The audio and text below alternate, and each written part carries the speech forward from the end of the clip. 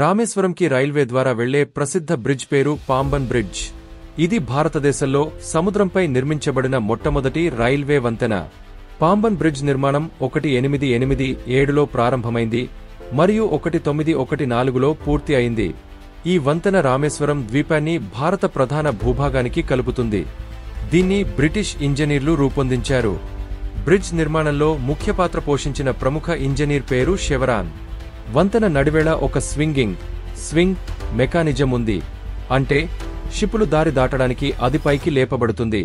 1964లో జరిగిన ప్రసిద్ధ ధనుష్కోడి సునామీ చెరువులు తుపాను వల్ల ఎంతో ధ్వంసం జరిగింది. ఆ సమయంలో పాంబన్ బ్రిడ్జ్కి కొంత నష్టం జరిగింది. కానీ బలమైన నిర్మాణం వల్ల మరమ్మతులు చేసి తిరిగి రైలు రాకపోకలకు అందుబాటులోకి తెచ్చారు. బ్రిడ్జ్ మొత్తం దాదాపు 2.3 కిలోమీటర్లు పొడవుగా ఉంటుంది.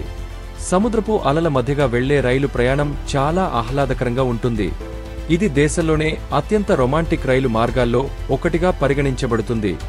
రామేశ్వరం హిందువుల పవిత్ర తీర్థంగా పరిగణించబడుతుంది. ఇక్కడ రామనాథస్వామి దేవాలయం ఉంది. పురాణాల ప్రకారం శ్రీరాముడు లంకకి వెళ్లే ముందు ఇక్కడ శివుడిని పూజించాడు. కాబట్టి రామేశ్వరం శ్రీలంక మార్గం ఆధ్యాత్మికంగా ఎంతో ప్రాముఖ్యత కలిగి ఉంది. ఈ బ్రిడ్జ్ కేవలం ఇంజనీరింగ్ అద్భుతమే కాకుండా భారతీయ ధైర్యానికి, పట్టుదలకి ప్రతీకగా నిలుస్తోంది. కన్యాకుమారి భారతదేశపు అత్యంత దక్షిణ ఉన్న ప్రఖ్యాత పర్యాటక ప్రాంతం. కన్యాకుమారి అనే పేరు ఎలా వచ్చింది అంటే, కన్యాకుమారి అనే పేరు ఒక దేవత అయిన దేవి కుమారిక కన్యకా పరమేశ్వరి పేరుతో వచ్చింది.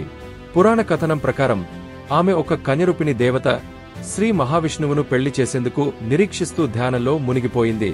కాని ఆమె వివాహం జరగకముందే కొన్ని కారణాల వల్ల అది ఆగిపోయింది. దీంతో ఆమె జీవితాంతం కన్యకగా ఉండిపోయింది.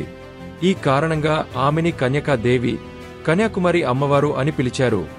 ఆమెకు అంకితమైన కన్యాకుమారి దేవాలయం ఈ ప్రాంతంలోనే ఉంది. ఈ ప్రాంతం పేరు కన్యక, కన్య, కుమారి, యువతి లేదా దేవత అనే పదాల సమ్మేళనంగా ఏర్పడింది. ఇది తమిళనాడులో ఉంది. కానీ దేశవ్యాప్తంగా ఉన్న భక్తులు, పర్యాటకులు ఇక్కడకు వస్తారు. కన్యాకుమారిలో ఒక ప్రత్యేకత ఏమిటంటే ఇక్కడ 3 మహాసముద్రాలు కలుసుకుంటాయి: బంగాళాఖాతం, అరేబియా సముద్రం మరియు హిందూ మహాసముద్రం. ఈ 3 కలిసే ప్రాంతాన్ని త్రిసముద్ర సంగమం అంటారు. ఈ సంగమాన్ని కన్యాకుమారి సముద్రతీరంలో నిలబడి చూడడం అనేది చాలా విశిష్టమైన అనుభూతి. కొన్ని ప్రత్యేక దినాల్లో ఇక్కడ సూర్యోదయంతో పాటు సూర్యాస్తమయాన్ని కూడా ఒకే చోట చూడవచ్చు. ఇది చాలా అరుదైన విషయం. ప్రతి ఉదయం కన్యాకుమారి సముద్రతీరంలో నిలబడి తూర్పు దిశగా చూస్తే సూర్యుడు బంగారు రంగుతో ఆకాశాన్ని మెరిపిస్తూ సముద్రంలో నుండి మెదిలేలా కనిపిస్తాడు. తిరువళ్ళువర్ విగ్రహం కన్యాకుమారిలోని సముద్రం మధ్యనున్న ఒక చిన్న ద్వీపంపై ఉంది. ఇది తమిళ సాహిత్యానికి, జీవితానికి మార్గదర్శకుడిగా అంకితమైన విగ్రహం. ఈ విగ్రహం 133 అడుగుల ఎత్తులో ఉంది. ఇది తిరుకురళ్లోని 133 అధ్యాయాలను సూచిస్తుంది. విగ్రహం 11.5 అడుగుల పీఠంపై ఉంది. ఇది 38 అడుగుల వ్యాసంతో ఉంటుంది. ఇది ఆర్థికం, ప్రేమ, ధర్మం అనే 3 త్రయ అంశాలను సూచిస్తుంది. విగ్రహాన్ని ఇండియా యొక్క ప్రముఖ శిల్పి డాక్టర్ వి. గణపతి స్థపతి రూపొందించారు.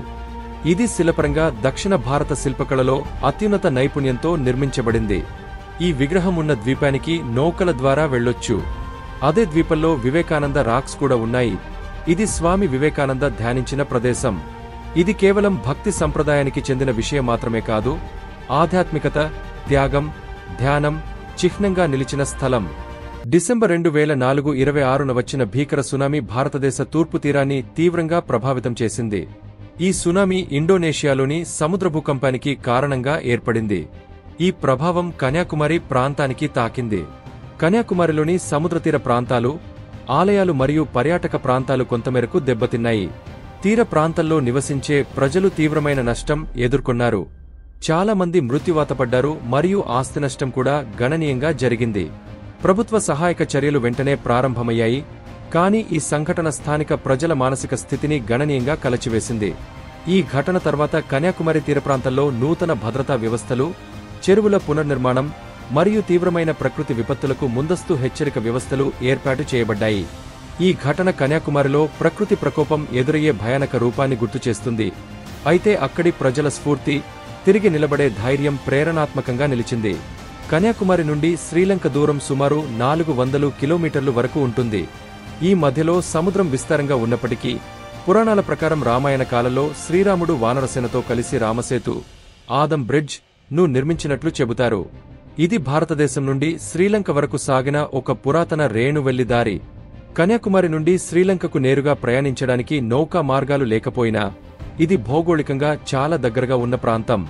ఈ భౌగోళిక సమీపత వల్ల కన్యాకుమారి సముద్ర తీరంలో ఉన్నప్పుడు శ్రీలంక తీర ప్రాంతాల దిశను ఊహించుకోవచ్చు. ఇది ఒక ఆధ్యాత్మిక, సాంస్కృతిక అనుబంధాన్ని సూచిస్తుంది. Pan 5